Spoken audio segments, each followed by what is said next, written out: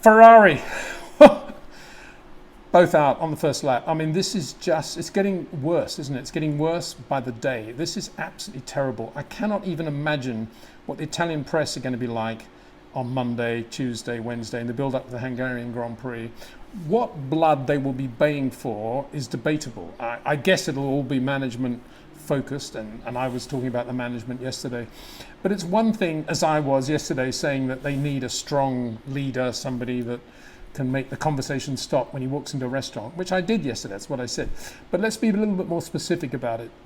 And this comes back to, and I don't want to go back to the old days because that's not what it's all about. But I spent a lot of time with Nigel Mansell, managing Nigel over the years, particularly in the early stages of his Formula One career, and Carlos Reutemann and a few other drivers.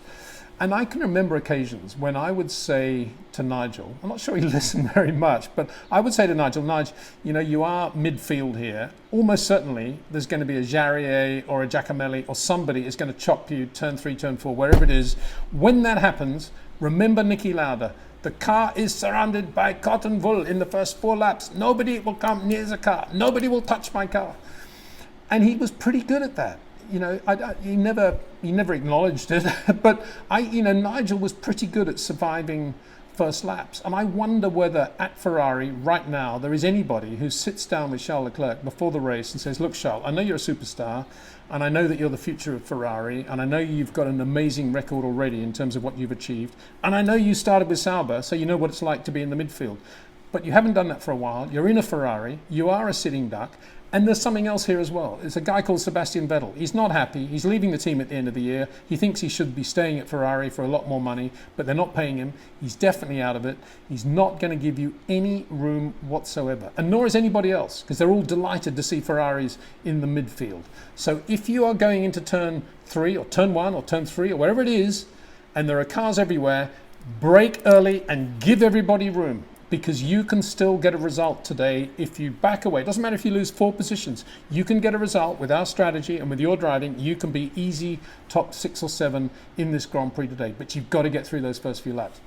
Now, going into turn 3, the stewards have said that it was a racing accident. It was not the fault of Charles Leclerc. It was not the fault of Sebastian Vettel, putting aside that they're both teammates at Ferrari. And I agree with that. I think it was a racing accident, but that doesn't mean anything. All that means is that the finger pointers, those who love to polarize Formula One by saying that if you're a Lewis Hamilton fan, you cannot possibly be a Max Verstappen fan. If you're a Sebastian Vettel fan, you can't possibly be a Charles Leclerc fan. All this polarization was satisfied, I suppose, by the stewards saying this was a racing accident. I think that's a cop-out. I think nobody was to blame. But the reality is that Charles Leclerc should have backed off, should have given Sebastian Vettel all the room he needed to get to that apex and to get onto that straight leading down to turn 4. It was an easy book to read, Charles. It was obvious that Sebastian was going to do that. He had cars on his outside. What was he going to do? Just drive down the middle, give you room, give, who was it, Daniel Kvyat on his left room and go round on a constant radius? That was never going to happen. What was the point of trying to do that?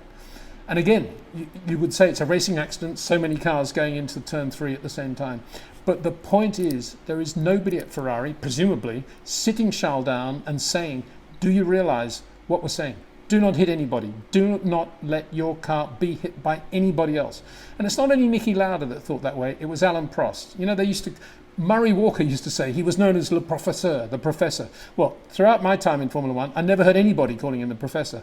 But the reality is, he kind of was, because he thought it through. He thought through the first laps. I think he learnt from Niki in that sense. And look at how many world championships he won. Look how many races and world championships Niki Lauda won. You've got to protect the car. And I'm banging on about this. I'm having a rant about it because it really annoys me when we have Formula One. We're restarting in this foreshortened championship after a long time. We've got the double header, the triple header, and both Ferraris are out on lap 1. I find that incredibly irritating and annoying, and I don't think it's great for Formula One as a business to have the 2 red cars out of the race on lap 1.